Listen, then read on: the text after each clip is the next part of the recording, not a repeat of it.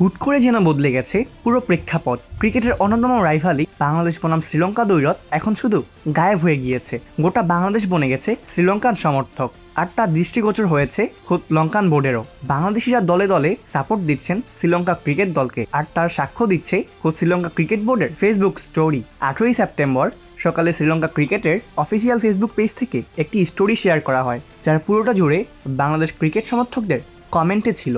তারা লিখেছেন, কেমন লঙ্কান লায়ন্স, কারণ আজকে শ্রীলঙ্কা জিতলেই জিতে যাবে পুরো বাংলাদেশ ক্রিকেট সমর্থক এবং পুরো বাংলাদেশ ক্রিকেট দল। বাংলাদেশিরা অবশ্য সবাই এক ধরনের কমেন্ট করেছেন, সেখানে দেখা যাচ্ছে শ্রীলঙ্কা ও বাংলাদেশের পতাকা খুবই কাছাকাছি এবং সাথে রয়েছে হ্যান্ডশেকের ইমোজি। ম্যাচ ডে উপলক্ষে 7 সকালে বোর্ডের অফিসিয়াল পেজ থেকে দেওয়া হয় একটি পোস্টার। এই প্রতিবেদন লেখার সময় সেখানে 9000 কমেন্ট জড়ো হয়েছে, যার প্রায় সবই বাংলাদেশি সমর্থকদের। সবার আহ্বান একটাই, আফগানিস্তানকে হারাও। এখন পর্যন্ত 2 ম্যাচ খেলে শ্রীলঙ্কার পয়েন্ট 4, সমান ম্যাচে আফগানদের পয়েন্ট 2, বাংলাদেশের 3 ম্যাচ খেলে পয়েন্ট মাত্র 4। আজ তাই শ্রীলঙ্কা যদি আফগানিস্তানকে হারায় তাহলে শ্রীলঙ্কা ও বাংলাদেশ দুই দলই চলে যাবে এশিয়া কাপের সুপার ফোর্সে। আফগানরা জিতলে বাংলাদেশের সুপার ফোরে যাওয়ার সম্ভাবনা থাকবে খুবই ক্ষীণ বলতে গেলে প্রায় থাকবেই না, অনুমিতভাবেই। তাই 18 কোটি সমর্থক আজ গলা ফাটাচ্ছেন শ্রীলঙ্কার জন্য। যদিও ক্রিকেটে এই দৃশ্য একেবারেই অচেনা, বাংলাদেশের সাথে শ্রীলঙ্কার ক্রিকেটীয় দ্বৈরথ সবসময় ছিল অন্য পর্যায়ের। নিদাহাস ট্রফি থেকে শুরু করে এশিয়া কাপ কিংবা দ্বিপাক্ষিক সিরিজ, দুই দলের লড়াই